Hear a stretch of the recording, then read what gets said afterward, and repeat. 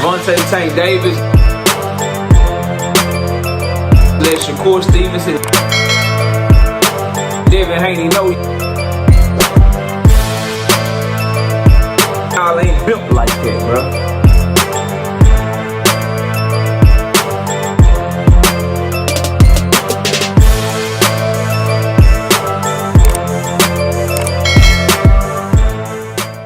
Lamont Roach did an interview discussing the Tank Davis fight and what he called the Tank Davis sweepstakes, and gave us better insight into how premier boxing champions and Al Heyman and the PBC are working when it comes to Gervonta Tank Davis. Smash the like button, subscribe to the channel, share the video, turn on your notifications. Catch me live Monday, Wednesday, and Thursday night at 7:30 p.m. Central Time. I'm also live every Sunday morning with the Sangin' OG KQKC Boxing Network, Sunday mornings at 9 a.m. So, Lamont Roach in a nutshell, I think it was called Bag Fuel or whatever. Shout out to the homie in the comments that put me on to watch this live stream. I believe it was Million Films, bro. I'm doing this shit off the dome. Y'all know we do a lot of work off the dome in the channel, and I wanted to make this video because he pointed me in the direction of this interview. I went and I watched it. And I want to give him credit for giving me the information to go watch the video. And I think it was Million Films. If it wasn't Million Films and it was one of my other great supporters, I apologize. I'll make the correction once I go back and watch my live stream. I haven't went back and watched my live stream from yesterday yet. I go back and watch all of them. So when I go back and watch it, if a correction needs to be made, I'll make it on the community page. Or if you're watching this video and it was you, it's not Million Films, please let me know. And but shout out to Million Films, because I believe that's who it was for right now. Who gave me the information to go look at this this interview. So he did this interview, and I wanna react to it. Smash the like button, like I said, and sub up. Join the channel as a member. Drop super chats and super thanks when you come by the live streams. I'm live Monday, Wednesday, and Thursday night at 7:30 p.m. Central Time. If you want to debate, knockoutboxing86@yahoo.com is the email, or you can pull up on me while I'm live. We can debate right then and there. Let's get to it though. So for this interview that Lamont Roach did, I want to talk about two key things. Number one, no disrespect to the interviewers, but when you have Lamont Roach on your platform, we want to hear from him. We want to hear from him. If it's a podcast episode and everybody's just throwing ideas around and it's a conversation, cool. But if you're giving me a 10-minute interview and you only got 10 to 15 minutes to do an interview, then I expect you to ask him questions. Let them answer the questions. Follow-up questions. Let them answer the questions. I don't expect a whole back and forth where the people that's supposed to be interviewing Lamont Roach are talking just as much as him. Again, salute for getting the interview. I'd love to have Lamont Roach on the channel. No disrespect. I would just say, moving forward, if you have the opportunity, especially for boxing fans, we want to hear from the fighters, bro. I can't, if y'all got other people that come by your platform, if you got other people that do shit, you know what I mean? That whatever those types of audiences like, that's what they like. As fight fans, we want to hear about the fight. We want to hear you ask about who he got fighting, and we want to hear you. We want to hear him talk his shit. We want to hear what Lamont Roach got to say about Gary Russell talking all that shit, and we want to hear you let him talk his shit. That's your job. Ask him about Gary Russell, right? Anybody that get a Lamont Roach interview moving forward, bro, ask his ass about Tank Davis. Ask his ass about Lamont Roach. Ask his ass about Gary Russell Jr. Those are the hottest topics by far as it pertains to Lamont Roach. No disrespect to Shock Foster. Maybe after the Tank fight, and then you ask him about Gary Russell, you ask him about old Shocky Foster, bro.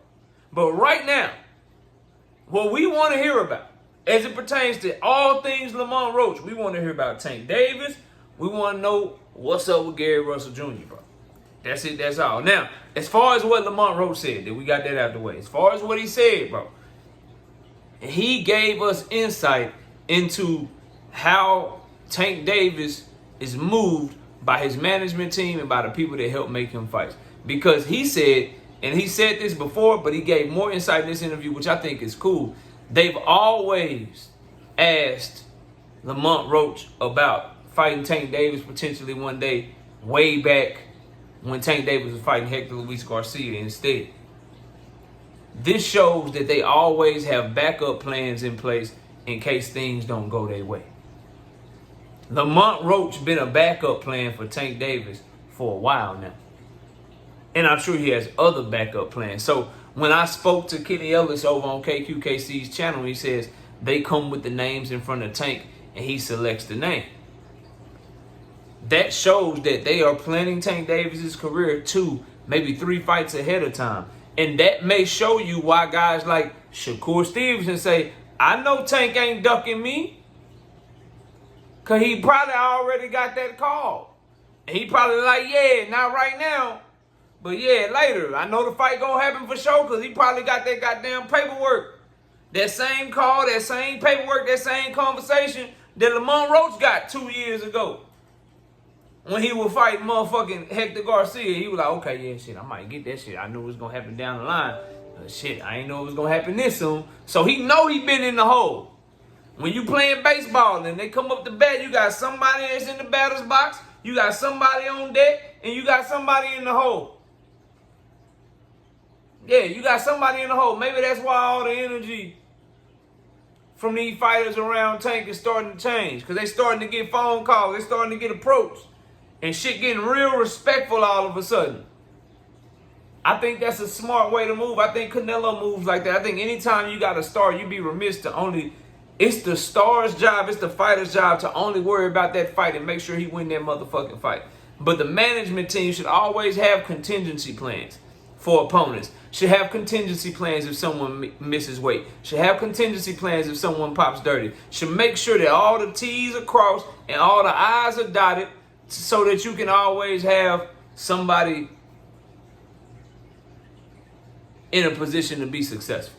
And that somebody, obviously, in this case, is Gervonta Tank Davis. Now, I love how people are trying to make it seem like this somehow makes Tank Davis a duck, or how could he be talking to Lamont Roach back in 2023 because he wanted to make sure they always had a backup in case shit fell through. What if Ryan Garcia fell through? I got Lamont Roach as a backup. What if Frank Martin fall through? I got Lamont Roach as a backup. Pitbull as a backup. Rayo as a backup.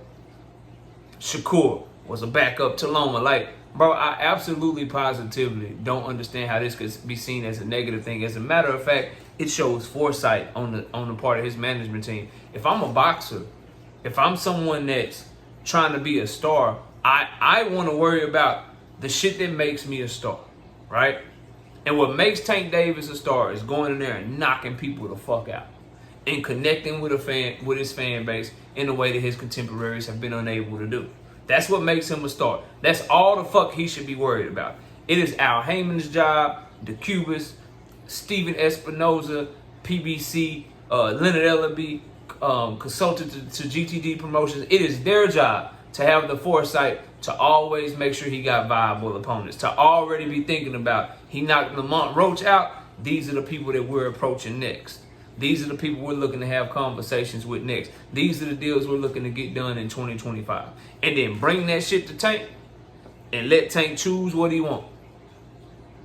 Let him choose what he wants and go from there. And I've already had this conversation, and so I knew it when I spoke to Kenny Ellis, but to hear the other side, meaning a Tank Davis opponent, say that this is what's going on, because a lot of people like to discredit Kenny Ellis, and I discredit him from, and I don't want to say discredit, because I don't think that's the right word. A lot of people say that Kenny don't know what the fuck he's talking about when it comes to who Tank Davis is selecting. I agree with that, because he's not in those business conversations.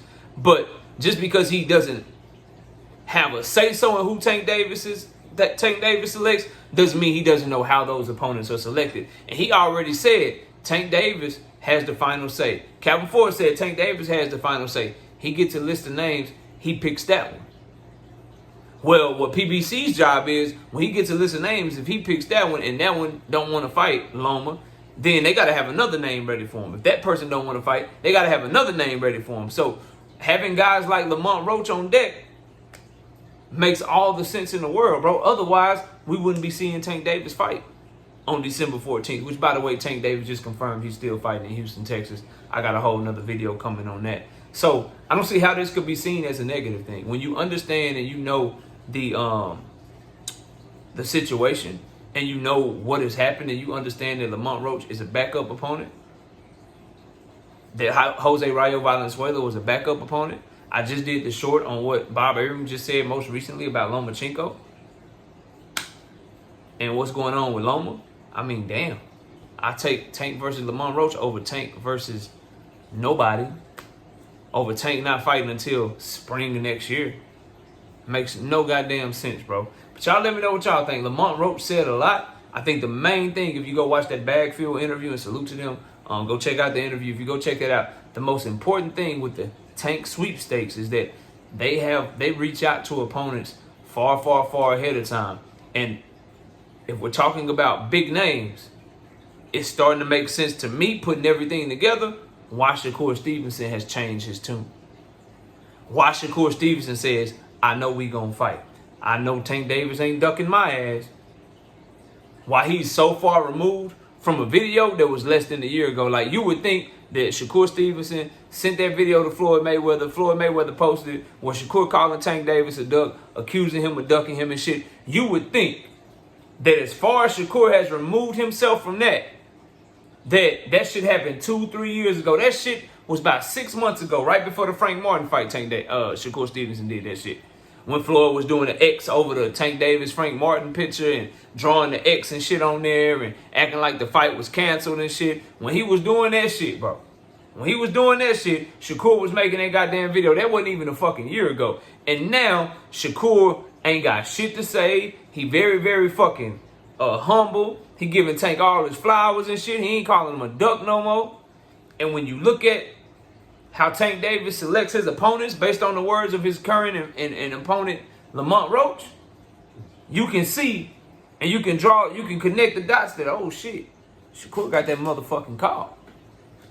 I hope Shakur can take care of his business so we can get Tank and Shakur in 2025, bro. Because it looks like that's what all things are pointing to. But y'all let me know what y'all think. Comment below, smash the like. We'll see y'all soon. We gone. Peace out. Gervonta Tank Davis. Let Shakur Stevenson. Devin Haney know y'all ain't built like that, bro.